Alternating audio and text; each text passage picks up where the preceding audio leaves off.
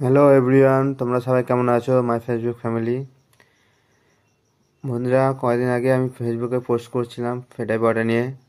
ওই পোস্টটা থেকে অনেক দূর দূর থেকে দাদা ভাইরা, দিদিরা, ছোটো বোনেরা সবাই আসছে। তাদেরকে অসংখ্য ধন্যবাদ। তারা অনেক দূর দূর থেকে এসছে। সবাই বলছে, আমরা জিজ্ঞাসা করছিলাম তোরা কীভাবে চিনলো, ওরা বললো ফেসবুকে দেখে এসেছি। বন্ধুরা, তোমরা যারা যারা এখন আসেনি সবাই এসো। আজকে প্রচুর ভিড় পড়ে গেছিলো। বাই বাই বন্ধুরা, তোমরা সবাই ভালো থেকো, সুস্থ থেকো। সবাই একবার এসো এখানে।